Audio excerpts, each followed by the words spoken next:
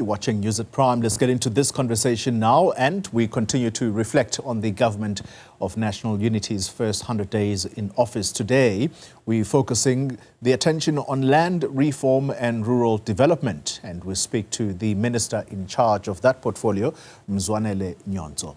Minister, good evening to you, and thank you very much for your time. You hold very strong views on land reform and rural development, and many suggesting that this perhaps was the reason the president decided to give this portfolio to the PAC. How do you think you've done in the first 100 days in office? Evening to you, Xoli, and evening to your viewers, and thanks for having us. I think we've done well. I think we've done well in the last 100 days. Xoli, we used these 100 days to familiarize ourselves with the department.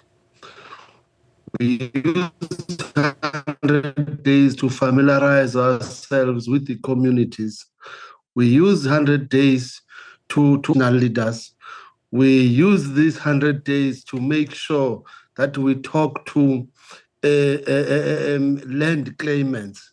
And we feel that so far we've done our part, and we're still looking forward to deliver to our people. All right. And make sure that we deliver the land, make sure that we develop the rural areas. If you are going to help me, Minister, in being quick with your responses, we're going to get to the few topics that I have for us. So let's kick off with your decision to abort the mission to scrap Section 25 of the Constitution. What brought that about? No, I've never had a mission, first and foremost, to scrap Section 25. I've never had a mission to abort the scrapping of Section 25. All I said was that I am going to focus to the what I call low-hanging fruits. I am going to make sure that I deliver land, I allocate land, I settle claims, I do all those things. I assist in rural development. I'm not going to spend my time trying to amend Section 25 that will need 2/3 majority of the Constitution. We are going to use the pieces of legislation that are within the department to deliver land to our people. That is the context of what you are asking, Xoli. I'm trying to be short. Okay, which is good. I also know that in relation to this Section 25, you had a conversation with Advocate Thembeka Ngcukaitobi. He's someone who's passionate about land issues as much as he is on his legal work. What did he tell you about Section 25 specifically and what needs to be done? It is not per se a conversation with Advocate Ngcukaitobi, but I was saying, yes, I had a conversation with him. But what I was saying was that legal experts like Advocate Ngcukaitobi believe that you can use the very same Section 25 and expropriate land and allocate land to our people. People have got different views, but I think Advocate Ngcukaitobi was convincing me, and I was so convinced that we can take the land and allocate the land to our people without taking 5 years, 10 years, and trying to amend Section 25. So his views are very strong, that you can use the very same Constitution and allocate the land because it allows us to allocate the land. By the way, Xoli, there's an expropriation bill that passed Parliament, and that bill is already in front of the President for him to accent to make it the law. So that's what the conversation was about. Okay.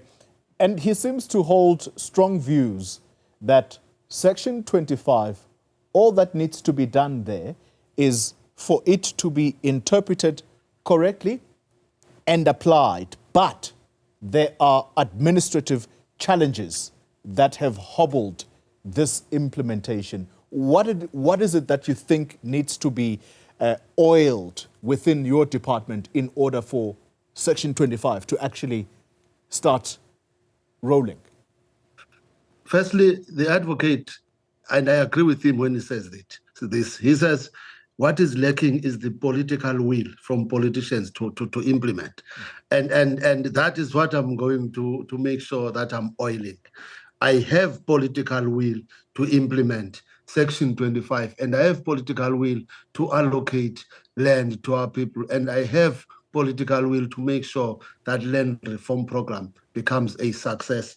But of course, working with the administration, of course, working with what we have within the department as legal prescribes. And there are no problems with administrators. I'm working with them very well, and we are all looking forward to make sure that we deliver our mandate.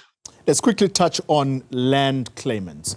You've been quoted widely as saying you're extremely worried that people are opting for money instead of land. What are you going to do to make them see that this is a mistake on their part? By the way, post-settlement support becomes a greater part of that conversation, because I suppose it is people who fear that once I've got this land, what am I going to do with it without any resources? Are you still with me? Facing. Yes, I am. Okay, thank you.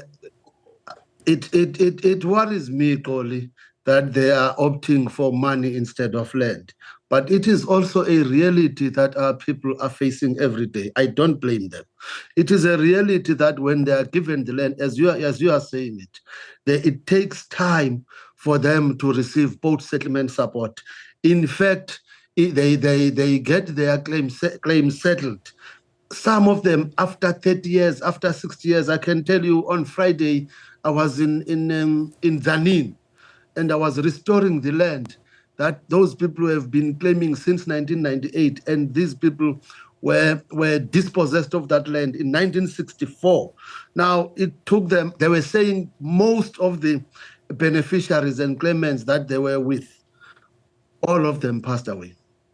Now, I understand when there's an opportunity to settle their claims, they immediately say, no, give us money.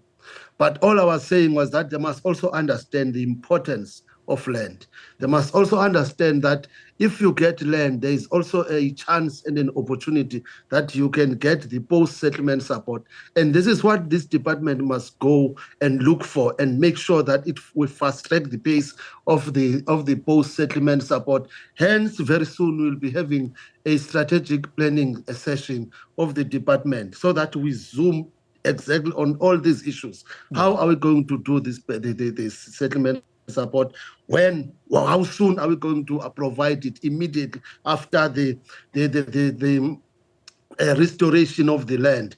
And those are issues that we'll be discussing in the next strategic planning. But we are going to educate our people the importance of going for land, because truth is people want land and also they want money.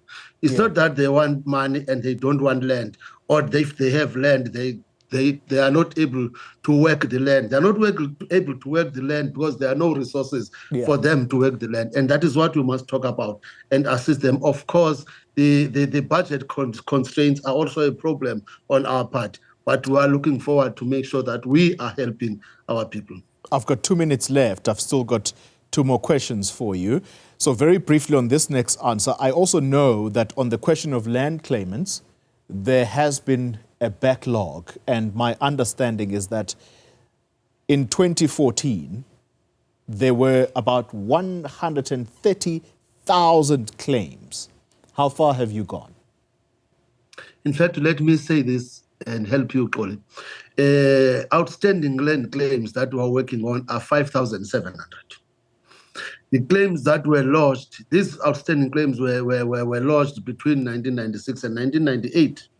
And outstanding claims that were lodged only in 2014 are 163,000. And the 163,000 claims were interdicted. And the court says, let's settle the old order claims. And then after settling them, we must settle or address the 163,000 100,000 claims. Remember, we're still going to verify them. They may not be 163,000. Yeah. But let me quickly say to you, I provided this answer in Parliament. I don't believe that whatever were given by Treasury can be able to settle all the claims. The private sector, and ask them to assist us and help and settle these claims. There are huge money that is needed. It's around 60 to 80,000 with these 5,700 claims that are outstanding. So we must go and look for resources and make sure that we settle them.